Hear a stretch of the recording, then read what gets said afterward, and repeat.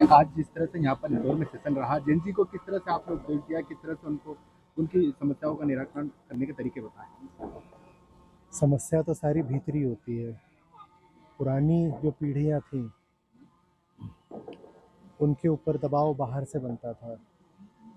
उनके ऊपर समाज, परंपरा, व्यवस्था ये सब हावी रहते थे। जो नई पीढ़ी है, जेन ज़ी, और अब इनके बाद तो और भी पीढ़ी आ रही है छोटे बच्चों की, ये ज़्यादा आसानी से बाहरी व्यवस्थाओं के खिलाफ और परंपराओं के खिलाफ और समाज परिवार के खिलाफ विद्रोह कर लेते हैं, जो कि शायद अच्छी बात भी है।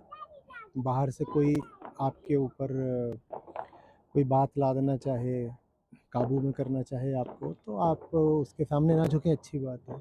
लेकिन इनकी जो समस्या है वो शायद पिछली पीढ़ियों से ज़्यादा विकट है, क्योंकि इनका शोषक, इनका मालिक अब इनके भीतर बैठ गया है। तो बाहर बाहर तो इन्होंने विद्रोह कर दिया, पर अपने भीतर जो अहंकार बैठा है, इनकी पसंद नापसंद बनकर, मान्यता बनकर, मत ओपिनियन बनकर, लाइक्स डिसलाइक्स, पूर्वाग्रह धारणा, ये सब बनकर, ये उसको मैं मानते हैं, उसके खिलाफ नहीं विद्रोह करना चाहते। उसको तो ये कहते हैं ये तो मैं हूँ, ये तो मैंने चाहा, ये तो मेरी स्वेच्छा है, ये तो मैं ऐसा करूँगा, ऐसा करूँगी। तो आज बहुत लंबी चौड़ी बात हुई। मैंने कहा अपनी पसंद को अपना बोलने से पहले थोड़ा देखा करो, थोड़ा आत्मावलोकन करो, आत्मविचार करो। वो सब कुछ जिसको तुम अपना बोलते हो, वो सारे विचार जो तुम बाँट कर बैठे हुए हो और कहते हो कि ये तो मेरे हैं, निजी हैं, पर्सनल हैं, क्या तुम्हारी स्वेच्छा सचमुच तुम्हारी स्वेच्छा है? तो इनका किस्सा थोड़ा ज़्यादा पेचीदा है। पहले तो जो आपको काबू में करने आता था, आपका मालिक बनकर, नियंत्रक बनकर, वो दिखाई देता था, आँख के सामने होता था। जो आज की पीढ़ी है, इसको बाहरी स्वतंत्रता खूब मिली हुई है, लेकिन भीतर की गुलामी यथावत है। और बाहर का शोषक जब भीतर बैठ जाए, मैं बनकर, अहंकार बनकर, तो और ज़्यादा घातक हो जाता है। अ, आचार्य, एक और सवाल था, जिस तरह से जो जेनजी है पिछले दिनों सनातन की ओर काफ़ी तेज़ी से बढ़ रही थी, भजन की तरफ जा रही थी, तो ऐसा कुछ नज़र आता है, कुछ शांति इनको मिल रही है इस तरह देखिए, से? अहंकार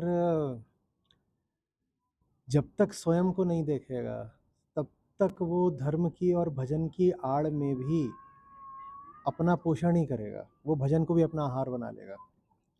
भजन क्लबिंग कहते हैं ना, तो भजन क्लबिंग, वो भजन का इस्तेमाल करेगा सीढ़ी की तरह क्लबिंग पर पहुंचने के लिए।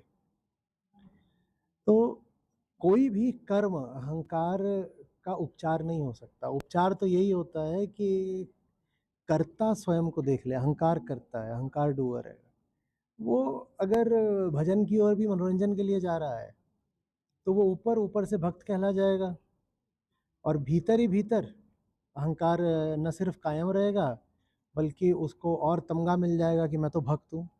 बाहर से वो विद्रोह भी कर सकता है, भीतर अहंकार कायम है और वो विद्रोही अहंकार कहला रहा है। तो वो ज्ञानी भी बन सकता है, बाहर जाके बहुत सारा ज्ञान उठा लाया और भीतर अहंकार कायम है और वो ज्ञानी अहंकार हो गया। तो ये सब करने से कि कोई विधि, बहुत सारी विधियां रही हैं परंपरा में, अलग अलग देशों में, अलग अलग कालों में बहुत विधियां रही हैं। अब ये भी एक विधि ही है कि साहब हम आधुनिक धुनों पर और बीट्स पर भजन करेंगे। कोई विधि काम नहीं आती जब तक नीयत ठीक ना हो। सत्यनिष्ठा होनी चाहिए, सत्य के प्रति प्रेम होना चाहिए। उस ईमानदारी के बिना कुछ संभव नहीं है। और अगर वो ईमानदारी नहीं होगी तो अहंकार अपने आप को धोखा देने के न जाने कितने तरीके निकाल लेगा। भजन भी एक धोखा हो सकता है, ग्रंथ भी धोखा हो सकता है, गुरु भी धोखा हो सकता है, ज्ञान भी धोखा हो सकता है, योग भी धोखा हो सकता है, तीर्थ भी धोखा हो सकता है, एकांतवास भी धोखा हो सकता है। आप बताइए जितने तरीके के धोखे, आस्तिकता भी धोखा हो सकती है, नास्तिकता भी धोखा हो सकती है। अहंकार हर चीज़ को अपनी खुराक बना लेता है। उसको तो विषय चाहिए बस सुदृढ़ रहने के लिए, आत्मरक्षा के लिए। आचार्य, एक और सवाल था, जिस तरह से मिडिल ईस्ट में युद्ध हो रहा है, असर इसका असर किस तरह से हो सकता है भारत, और सबसे ज़्यादा प्रभावित कौन हो सकता है? क्या युद्ध प्रभावित हो सकती है इस तरह की? नहीं, युद्ध तो प्रभावित होती ही है। अब आप संदेश ये दे रहे हैं कि जिसकी लाठी उसकी भैंस। तो अहंकार के लिए तो ये सबसे पसंदीदा वचन है, वो तो यही सुनना चाहता है। उसके कानों के लिए तो अमृत है ये, कि साहब आपको दूसरे को दबा के रखने के लिए अब कोई तर्क भी नहीं चाहिए, कोई जस्टिफिकेशन भी नहीं चाहिए। इतना ही काफ़ी है कि मेरे पास बल है, और बल सबसे बड़ा तर्क हो जाता है, और कोई डिफेंस नहीं चाहिए, और कोई सबूत, साक्ष्य, तर्क, प्रमाण कुछ भी नहीं चाहिए। सिर्फ क्या चाहिए? ब्रूट फोर्स, पशु बल, बाहुबल, मिसाइल बल, बम बल। अगर आपके पास ये सब कुछ है तो आप जो चाहें करें। तो इससे जो युवा पीढ़ी है उनको यही संदेश जाएगा कि न ज्ञान की ज़रूरत है, न समझदारी की, न विवेक की। ज़रूरत किसकी है? धन बल की, बाहुबल की, लठ बल की, मिसाइल बल की। तो वो भी फिर ज़िंदगी में यही करेंगे कि येन केन प्रकारेण किसी तरीके से बस ताकत हासिल कर लो, चाहे उसके लिए खुद को बेचना पड़े, कुछ भी करना पड़े।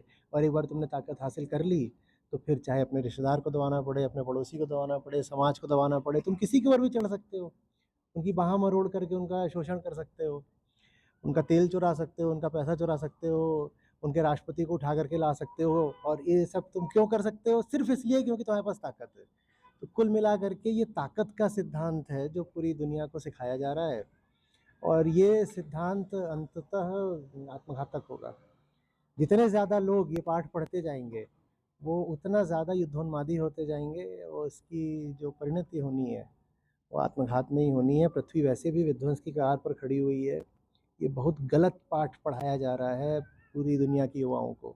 आप ऐसे समझो कि दुनिया की जितनी राजधानियाँ हैं ना, वहाँ जितने स्ट्रेटजिक थिंक टैंक बैठे हैं इस वक्त, वो सब यही सोच रहे हैं कि किस तरीके से हमें भी ICBMs मिल जाएं, इंटरकंटिनेंटल बैलिस्टिक मिसाइल, और ऐसी जिस पर आप न्यूक्लियर वेपन लगा करके अमेरिका तक पहुंचा सको। क्योंकि अब सुपर पावर से बचने का एक ही तरीका है कि आपके पास प्रतिकार और प्रतिघात करने की शक्ति हो। भाई आप यही तर्क तो लेकर के चढ़ गए हो ना वेनेजुएला के ऊपर, ईरान के ऊपर, कि उनके पास ऐसा कोई हथियार नहीं जो सीधे अमेरिका तक पहुंच सके, है नहीं। और नॉर्थ कोरिया पे आप नहीं चढ़ रहे हो क्योंकि उसके पास है, चीन पर आप नहीं चढ़ोगे, रूस पर आप नहीं चढ़ोगे क्योंकि आप उन पर चढ़ोगे तो उनके पास हथियार है जो सीधे न्यूयॉर्क और शिकागो भी पहुंच जाएंगे।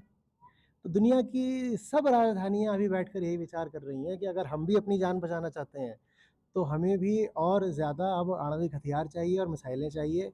तो हमने जितनी नाभिकीय अप्रसार की बातें करी थी, NPT, CTBT, वो सब अब कचड़े के डब्बे में जाने वाली हैं। मैं ये भविष्यवाणी कर रहा हूँ कि अब आप बड़े पैमाने पर दुनिया में न्यूक्लियर प्रोलिफरेशन देखोगे।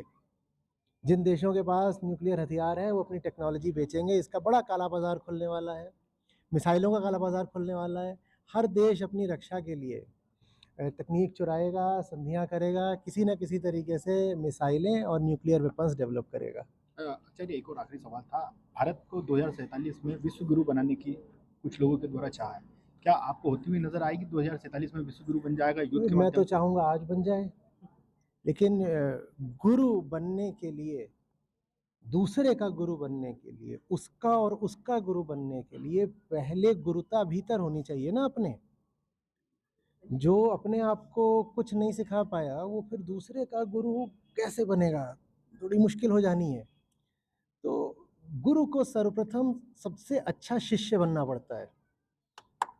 जो सबसे अच्छा शिष्य नहीं है वो किसी दूसरे का गुरु नहीं बन सकता। तो सवाल तो ये है पहले कि भारत पूरी दुनिया का गुरु बने, लेकिन क्या भारत खुद सीखने को तैयार है?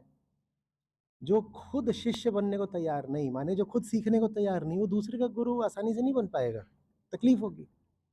भारत को भी बहुत सीखना बाकी है। हम विश्व गुरु बने, बहुत अच्छी बात है, हम पूरी दुनिया के लिए कल्याणकारी हों, इससे शुभ क्या हो सकता है। लेकिन हम दुनिया को कैसे सिखाएंगे अगर हम खुद ही सीखने को तैयार नहीं है? और सीखने का मतलब होता है अपनी कमियों, अपने दोषों को ईमानदारी से स्वीकार करना ताकि तुम उन्हें त्याग सको। अगर हम बहुत सारा समाज का और अतीत का बोझ, जिसे कचरा भी कह सकते हैं, ढोते जाएंगे, त्यागने को नहीं तैयार होंगे, बहुत सारी व्यर्थ की बातों को आत्मगौरव और आत्मसम्मान के नाम पर लिए लिए फिरेंगे, तो हम कैसे शिष्य हैं? और जो अच्छा शिष्य नहीं हो गुरु नहीं बन पाएगा। भारत को अतीत से आज़ादी की बहुत ज़रूरत है, और ये बात हमें अतीत के ही हमारे जो शिरोमणि ग्रंथ हैं वही बता रहे हैं। देखिए चीज़ कितनी मज़ेदार है। हमारे अतीत में जो कुछ मूल्यवान है, हमारा वेदांत, हमारे उपनिषद, हमारे ज्ञानियों, चिंतकों, विचारकों, दार्शनिकों की वाणी, हमारे संतों की सीख, हमारा अतीत ही हमको सिखा रहा है कि अतीत से उतना ही लो जितना पोषक है। बाकी सब काल के साथ आता है, उसे काल के साथ विदा भी हो जाने दो। भारत को ही सीखना पड़ेगा। भारत ने बहुत सारा बोझ इकट्ठा कर रखा है जो गैर ज़रूरी है, और भारत को ही सीखने के लिए पश्चिम की ओर देखने की ज़रूरत नहीं। हमारा ही अपना जो मौलिक दर्शन है, भारतीय दर्शन ही हमको सिखाता है कि अतीत को ढोते-ढोते जो फिरेगा, वो गुरु तो क्या कभी शिष्य भी नहीं हो पाएगा। हम अच्छे शिष्य हो जाएँ, फिर निस्संदेह हम विश्व गुरु हो जाएँगे। लेकिन गुरु एक ही जो बोझ बताया जा रहा है, एक ही समाज की ओर बोझ की ओर केंद्रित कर दिया जा रहा है कि एक ही बोझ है।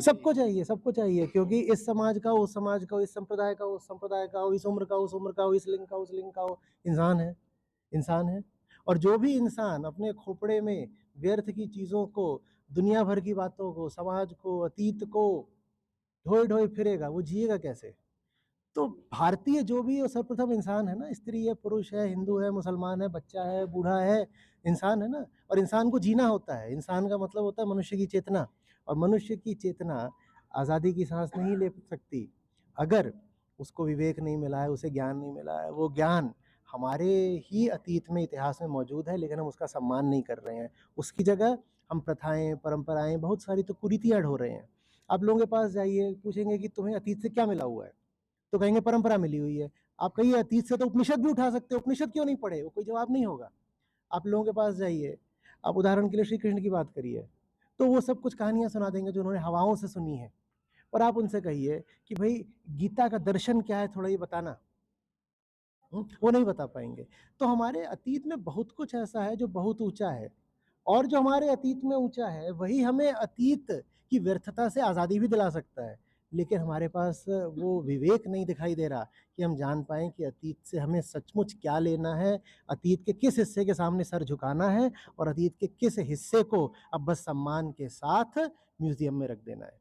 वो विवेक हम में दिखाई नहीं दे रहा, वो विवेक हम में आ गया, तो फिर तो हम हैं ही विश्व गुरु।